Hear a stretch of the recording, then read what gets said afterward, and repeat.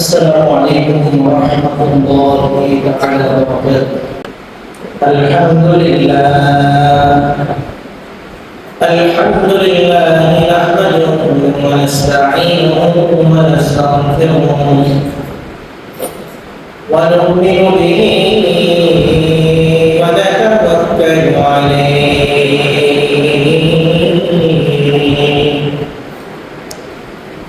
ونعوذ بالله من شرور أنفسنا ومن سيئات أعمالنا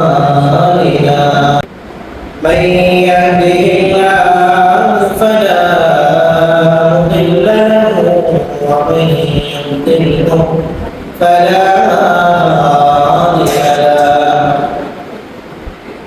ونشهد أن لا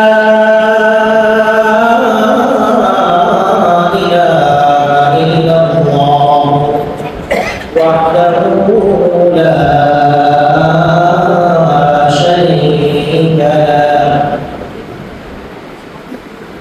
ونشهد أن سيدنا وسندنا وحبيبنا وحبيب ربنا وطبيبنا وطبيب قلوبنا ومولانا محمدا عبد الله ورسوله أما بعد فقد قال الله تعالى في القرآن المجيد وفي فرقانه الحميد أعوذ بالله من الشيطان الرجيم بسم الله الرحمن الرحيم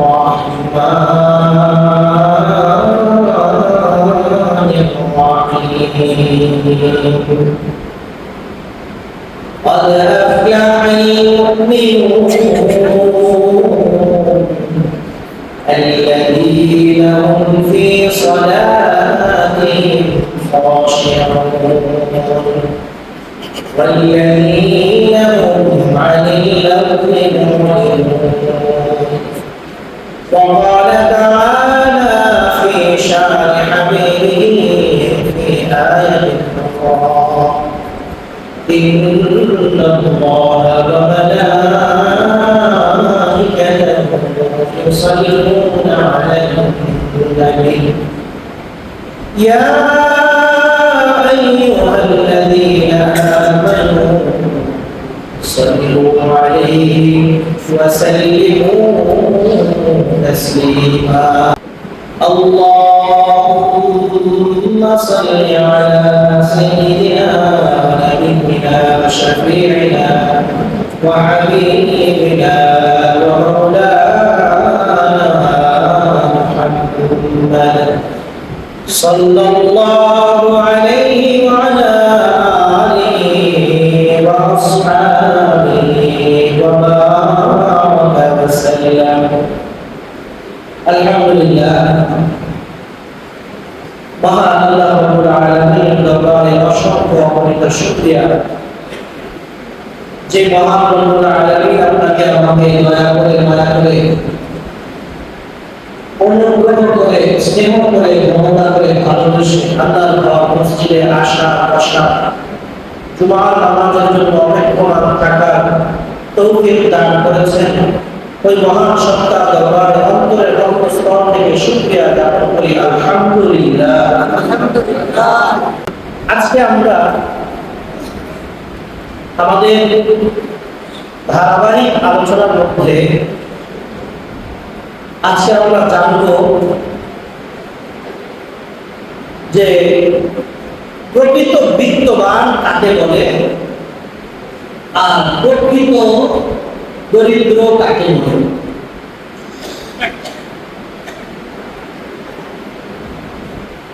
আল্লাহ রাব্বুল আলামিন পবিত্র কালামুল্লাহ শরীফের মধ্যে ইরশাদ করেন, قد أفلح المؤمنون الذين هم في صلاتهم خاشعون والذين هم عن اللغو معرضون। অবশ্যই অবশ্যই সফল কাম হয়েছে তারা, আফলাহাল মুমিনুন, মুমিনরা সফল কাম হয়েছে, মুমিনরা কামিয়াব হয়েছে।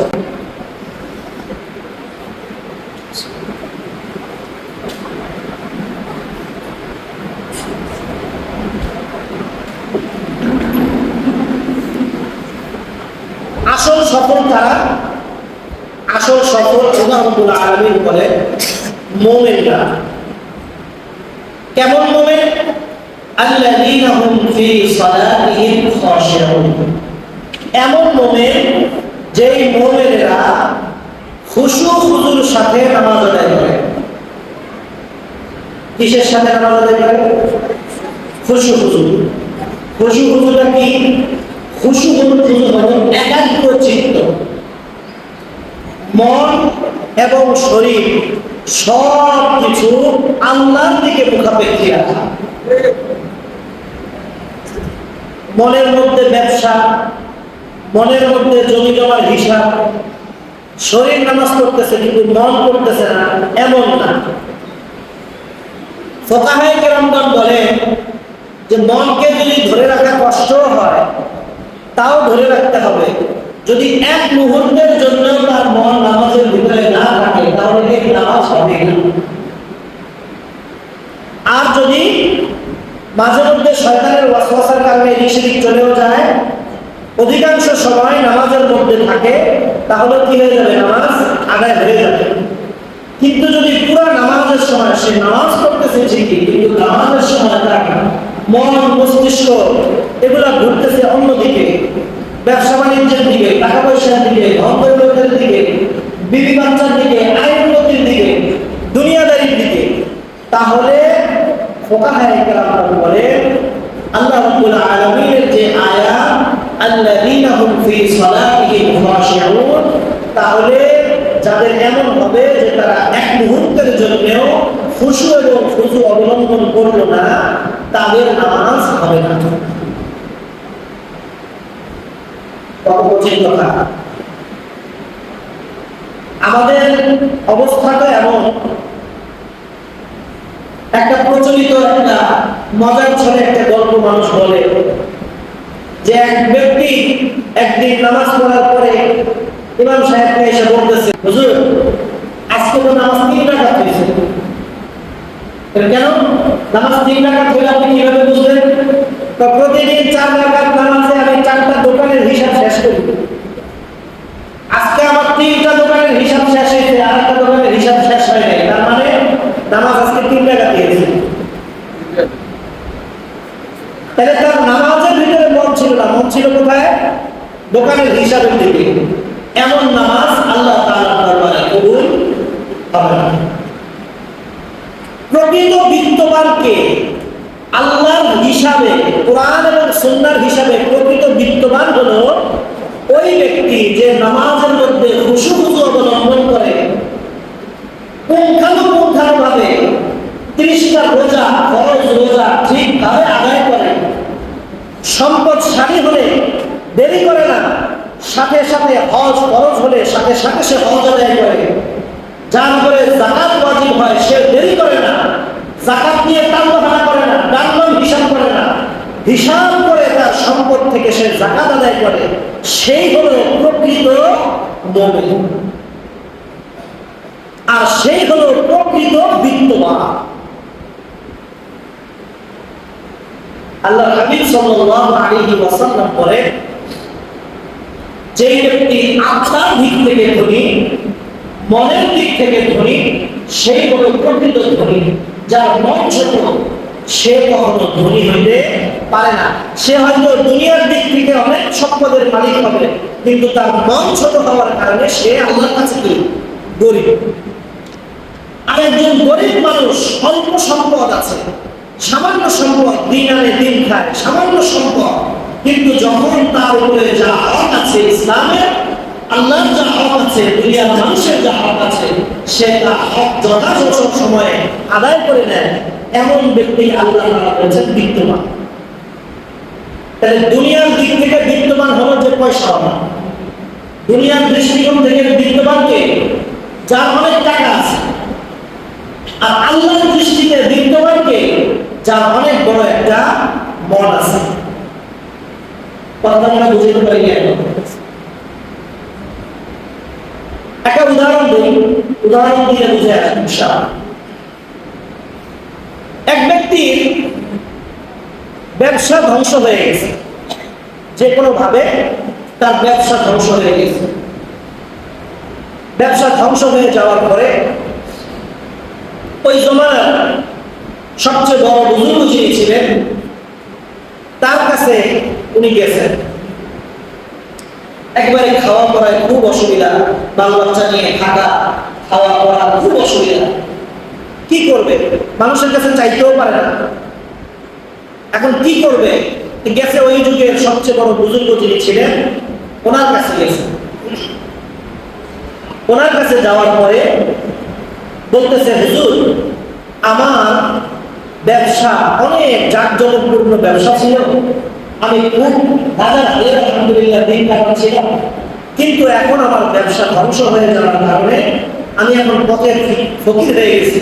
আমার এখন দিন আনি দিন খায়ের অবস্থা নেই, এমন পরিস্থিতি। আমার বাল বাচ্চা নিয়ে খুব কষ্ট হয়। তো হুজুর বললেন যে আমার কাছে তো অত সম্পদ নাই যে আমি তোমাকে সহযোগিতা করতে পারি, তো তুমি এক কাজ করো, আমার এক দোস্ত আছে বিত্তবান, আমার এক বন্ধু আছে বিত্তবান, তুমি ওনার কাছে গিয়ে আমার কথা বলো যে আমি সুপারিশ করেছি, উনি ইনশাআল্লাহ তোমাকে কি করবে? সহযোগিতা করবে। তো তিনি খুব আনন্দ চিত্তে ওই বন্ধুর কাছে যাচ্ছেন। যেতে যেতে যেতে যেতে সন্ধ্যা হয়ে গেছে। উনি বাড়ির উঠানে পৌঁছাইছে, এমন সময় সন্ধ্যা হয়ে গেছে। সন্ধ্যার সময় আগের যুগে কি হতো? কুপি বা এদিকে জাতীয় ল্যাম্প জ্বালানো হতো। এখনো যেসব জায়গায় কারেন্ট বা বিদ্যুতের সমস্যা আছে, সব জায়গায় আছে। এই কুপি বা ল্যাম্প জ্বালানো নিয়ে উনি ঘরের উঠান থেকে একটা তর্ক শুনতেছে, যে ভারী কণ্ঠে একজন পুরুষ মানুষ তার স্ত্রীকে বা কাউকে ঠকতেছে, যে তোমাকে আমি কতবার করে বলছি যে এই ল্যাম্পের মধ্যে সুতাটা চিকন দিবা, মোটা দিবা না, মোটা দিলে তেল খরচ বেশি হয়ে যায়, চিকন দিবা। আমাদের ঘরে এই চিকন শলিটা দিয়ে আগুন জ্বালাইলেই আমাদের ঘরে এই আলো যেটা হয় এটাই যথেষ্ট। বেশি মোটা শলিটা আমাদের দরকার নেই। বেশি মোটা শলিটা মানে বেশি টান করা, আমাদের বেশি টান করে আলো করার দরকার নাই। আমাদের ওই অল্প চিকন শলিটায় যতটুকু আলো হয় অতটুকুই যথেষ্ট। তোমাকে কতবার বলছি, তুমি তো আমার কথাই বুঝো না, কথাই শুনতেছ। লোকটা হাসি চেহারা থেকে উঠে গেল, হঠাৎ হারিয়ে গেল। এত একটা বুক ভরা আশা নিয়ে আসছে, হুজুর পাঠাইছে যে ওই বিত্তবানের কাছে যাও, উনি তোমাকে কি করবে? সাহায্য করবে। যেই লোক কুপির সামান্য তেল নিয়ে এমন কৃপণতা করে, এই লোকের কাছে আমি কি টাকা পয়সা চাইব, আর এই লোক আমাকে কি দান করবে আর কি সহযোগিতা করবে? পড়া মন খারাপ হয়ে গেল। না না, এই লোক তো মাত্র কৃপণ, কিসের এই লোক বিত্তবান? উনি মন খারাপ করে চলে যাবে। এই মুহূর্তে বাড়িওয়ালা গেটের বাইরে আসছে, এসে হঠাৎ করে পিছন থেকে ডাক দিল, ভাই আগন্তুক, আপনি কোথা থেকে আসছেন, কেন আসছেন? তো উনি মনের কষ্ট ওনার কাছে বলতেছেন যে ভাই, আমি তো একটা ভালো ব্যবসায়ী ছিলাম, আল্লাহ তাআলার পরীক্ষার মধ্যে পড়ে গেছি, আমার সব ব্যবসা ধ্বংস হয়ে গেছে। তা আপনার এক বন্ধু আছে অমুক জায়গায়, বড় বুজুর্গ ব্যক্তি, উনি আপনার নিকট আমাকে পাঠিয়েছেন যে আপনার কাছে ওনার কথা এসে বললে আপনি আমাকে কিছু সহযোগিতা করবেন, এটা দিয়ে আমি নতুন করে আমার ব্যবসা বাণিজ্য আবার শুরু করব। তো উনি ওই বাড়িওয়ালা বলতেছে, ওই বুজুর্গের দোস্ত বলতেছে, ঠিক আছে এক কাজ করে, আপনি একটু অপেক্ষা করেন, আমার 200 উট মাল সামানা নিয়ে আসতেছে, পথে আছে। কয়শো? 200 উট সামানা সহ, সামানা বোঝাই 200 উট আসতেছে, আপনি একটু অপেক্ষা করেন, 200 উট আসতে, এই 200 উট সামানা সহ আপনি নিয়ে যান। লোকটার মাথায় বাস করার মতো অবস্থা। উনি আশ্চর্য হয়ে গেছে, যেই লোককে একটু আগে দেখলাম, একটু আগে শুনলাম, সে তার বিবির সাথে উচ্চবাচ্য করছে, সামান্য টুপির মধ্যে একটা শরীরটা মোটা দিবে না চিকন দিবে এইটা নিয়ে, আর সেই ব্যক্তি এখন বলতেছে আমাকে 200 উট দিয়ে দিবে, তাও খালি না, মাল ভর্তি 200 উট আমাকে দিয়ে দিবে। উনি জিজ্ঞাসা করতেছে, ভাই কিছুক্ষণ আগেই ঘরের ভেতর থেকে একটা পুরুষ মানুষের শব্দ শুনছিলাম, তিনি সম্ভবত তার বিবির সাথে উচ্চবাচ্য করতেছিলেন যে এই কপির শরীরটা কেন মোটা দিলেন, আপনি কি সেই ব্যক্তি? বলে হ্যাঁ আমি সেই ব্যক্তি। উনি বলতেছে আমি আপনার হিসাবটা মিলাইতে পারলাম না। আপনার হিসাবটা কি করতে পারলাম না? মিলাইতে পারলাম না। যে ব্যক্তি সামান্য একটা ছোট্ট কুপির শরীরটা, এইটা নিয়ে সামান্য বেশি টাকা খরচ হবে, এইটা নিয়ে তার বিবির সাথে তর্ক বিতর্ক করে, সেই ব্যক্তি কিভাবে 200 উট মাল বোঝাই 200 উট আমাকে দিয়ে দিতে পারে, এটা আমার মাথায় ধরতেছে না। তখন ওই ব্যক্তি বলতেছে যে বিত্তবান হওয়ার অর্থ এই না যে সে অপচয় করবে। আমার ঘরে যতটুকু আলো হলেই যথেষ্ট, ততটুকু আলো জ্বালাইলে আমার হয়ে যায়, অতটুকু জ্বালানোই আমার জন্য জরুরত, এটা খরচ করা আমার দায়িত্ব, কিন্তু এর চাইতে বেশি খরচ করা এটা হলো অপব্যয়। এটা হলো কি? অপব্যয়। আল্লাহ রাসূল সাল্লাল্লাহু আলাইহি ওয়াসাল্লাম অপব্যয় করতে নিষেধ করেছেন। এজন্য আমি এই অপব্যয় করার পক্ষে না। আবার আল্লাহ রাসূল সাল্লাল্লাহু আলাইহি ওয়াসাল্লাম বলেছেন, তোমার যখন সম্পদ হয় তখন তুমি সেই সম্পদ থেকে গরীব দুঃখীকে, অসহায়কে সহযোগিতা করো। আল্লাহর হাবিব সাল্লাল্লাহু আলাইহি ওয়াসাল্লামের সেই হাদিস মোতাবেক আমি আপনাকে এই 200 উট মাল বোঝাই 200 উট দিয়ে আপনাকে সহযোগিতা করতেছি। আমি দুই দিক থেকে আল্লাহর হাবিবের কথা মানতেছি। তখন উনি বুঝে আসছে যে আসল বিত্তবান কাকে বলে। এই গল্পের দ্বারা কি আপনারা বুঝতে পারছেন যে আসল বিত্তবান কাকে বলে? আমার জরুরত আছে, আমি খরচ করবো, কোনো সমস্যা নাই, কিন্তু অযথা খরচ আমরা করতে পারবো না। অযথা খরচ করা হলো এটা আল্লাহর পক্ষ থেকে নিষেধ। অযথা খরচ করা আল্লাহ তাআলার পক্ষ থেকে নিষেধ। আল্লাহর হাবিব সাল্লাল্লাহু আলাইহি ওয়াসাল্লামের মাধ্যমে আল্লাহ রাব্বুল আলামিন আমাদেরকে বলেছে, তোমরা অপব্যয় করো না, মিতব্যয়ী হও। তোমার যেটা প্রয়োজন সেটা কোটি টাকা হোক, তুমি কিনো, সমস্যা নাই, কিন্তু তোমার যেটা প্রয়োজন নাই, প্রয়োজনের বাইরে তুমি 10 টাকা খরচ করে সেটা ক্রয় করো না। তোমার প্রয়োজন, তোমার সামর্থ্য আছে, তুমি কিনো, তোমার প্রয়োজন, কিন্তু তোমার প্রয়োজন নাই, সামর্থ্য আছে কিন্তু প্রয়োজন নাই, প্রয়োজনের অতিরিক্ত কিনতে যেও না। এখন এই হাদিস দ্বারা আমরা বুঝতে পারলাম মিতব্যয়ী হওয়া একজন মুমিনের গুণ। মিতব্যয়ী হওয়া একটা মুমিনের গুণ। এই হাদিস ঘটনা থেকে আমরা বুঝতে পারলাম যে মিতব্যয়ী হওয়া এটা হলো একজন মুমিনের গুণ। খাঁটি মুমিন হতে হলে এই গুণগুলো অর্জন করতে হবে আমাদের। আবার কিপটামির ঠেলায়, কৃপণতার ঠেলায়, এমন কৃপণ যাকাত ঠিক মতো আদায় করি না, হজ আমার উপরে ফরজ হয়ে আছে, হজ আদায় করি না, তাহলে কিন্তু আল্লাহ তাআলার কাছে এই কার্পণ্য করার কারণে ধরা খেতে হবে। কৃপণ ব্যক্তি কিন্তু আল্লাহর শত্রু। কৃপণ ব্যক্তি আল্লাহ কি শত্রু। কৃপণ কেমন কৃপণ? কৃপণতার একটা ছোট্ট উদাহরণ দিই। এক ব্যক্তি মসজিদে রওনা করেছেন, সন্ধ্যার পরে মসজিদে রওনা করেছেন এশার নামাজ আদায় করার জন্য। যাওয়ার সময় তার বাসার ল্যাম্পটা বা কম্পিটা বন্ধ করে যেতে ভুলে গেছে। কিছু দূর যাওয়ার পরে তার হঠাৎ করে মনে হয়েছে আমার বাসায় যে ল্যাম্পটা বা কম্পিটা জ্বালায় আসছি, হেলিকপ্টার জ্বালায় আসছি, এটা তো বন্ধ করে আসি। সে আবার ওখান থেকে কি করছে, দৌড়ে বাসায় আসছে, বাড়িতে আসছে। ধরেন কথার কথা উদাহরণস্বরূপ এখান থেকে এই ফ্রিজ ফ্যাক্টরি পর্যন্ত চলে গেছে, ওইখান থেকে আবার কি আসছে, ফেরত আসছে। আসার পরে এখন তার যে খাদেম ছিল বাসায়, সে জিজ্ঞাসা করতেছে, হুজুর আপনি আবার ফেরত আসলেন, নামাজ এত তাড়াতাড়ি হয়ে গেল? না, নামাজের তো সময় আছে এখনো, কিন্তু আমি এরকম অনেক দূর যাওয়ার পরে আমার হঠাৎ করে মনে হলো যে আমি এখনো পর্যন্ত বাসার ল্যাম্পটা বন্ধ করে আসি, কপিটা বন্ধ করে আসি। হুজুর আপনি এত কষ্ট করে আবার এত দূর আসছেন, আপনার জুতাটা ক্ষয় হয়ে গেল না? খাদের উপর গরিবকে চিনে যে সে কেমন ঠিকটা ঠিকটা বলতেছে, হুজুর আপনি এত দূর আসছেন, আপনার জুতাটা ক্ষয় হয়ে গেল না?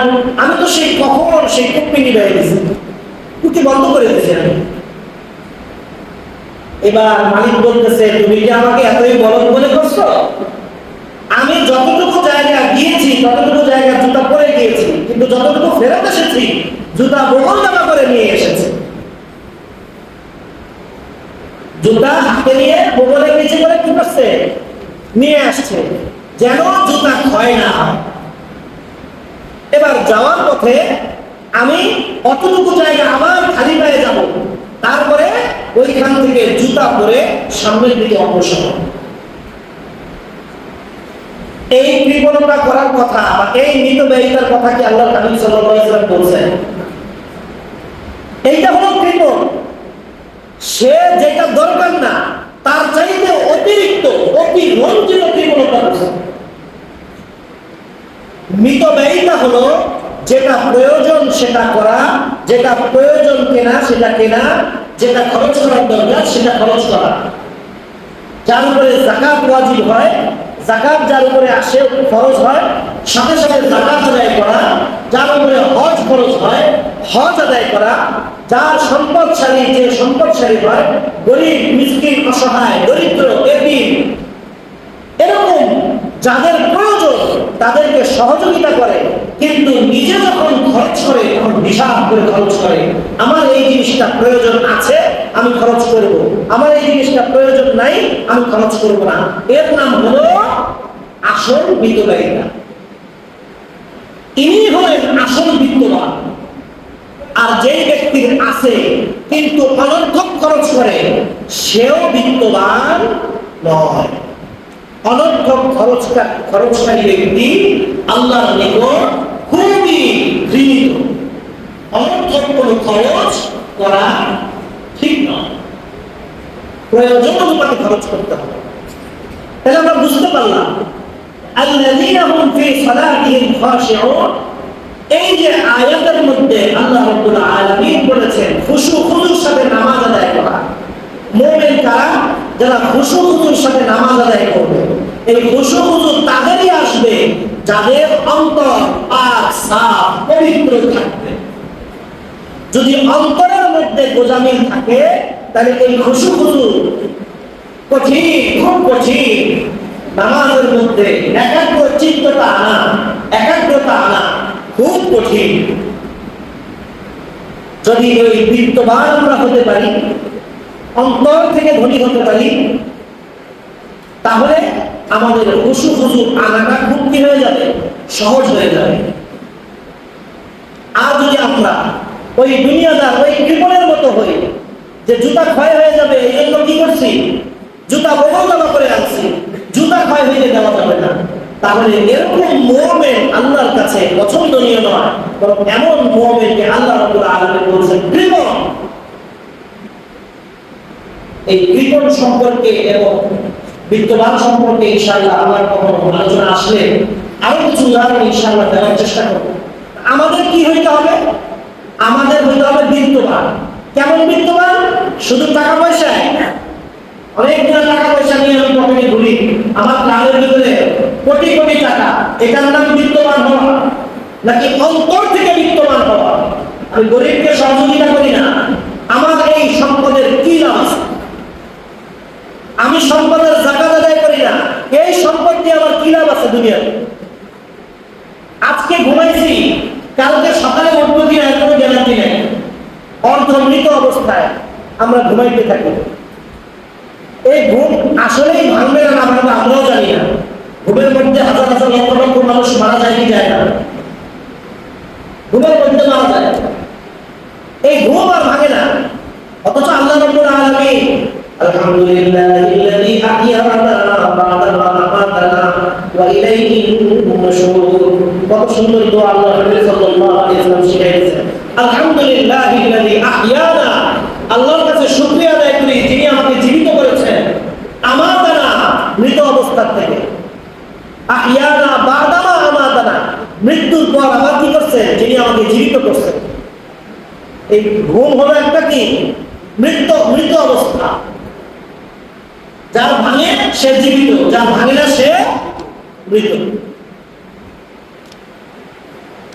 এই জন্য গত সপ্তাহে আলোচনা করেছিলাম, এই দুনিয়াটা হলো আমাদের একটা স্বপ্নের মতো। এই স্বপ্নটা যেন এমন হয়, স্বপ্নটা ভাঙলে আমরা দেখি গোলাপের মালা, স্বপ্নটা ভাঙলেই যেন আমরা দেখি জান্নাত, স্বপ্নটা ভাঙলেই আমরা যেন দেখি নদ নদী আর এত সুন্দর সিনারি, স্বপ্নটা ভাঙলেই যেন দেখি আমরা আল্লাহর সামনে দণ্ডায়মান, আল্লাহ আমাদেরকে ভালোবেসে বলতেছে বান্দা তুমি আসো, তোমার জন্য আমি জান্নাত রেডি করে রাখছি। আর যদি স্বপ্নটা যদি বজ্জারের স্বপ্ন হয়, তাহলে এই মৃত্যু পরবর্তী স্বপ্নটা চোখটা খুলবো, স্বপ্নটা ভাঙবে, আর স্বপ্ন ভাঙার পরে দেখবো যে আমার জন্য জাহান্নামের কুণ্ডলী অপেক্ষা করতেছে, আমাকে ধাক্কায় ধাক্কায় জাহান্নামে নিয়ে যাওয়া হইতেছে, শিকল দিয়ে বেরি দিয়ে বেঁধে আমাকে জাহান্নামে নিয়ে যাওয়া হইতেছে।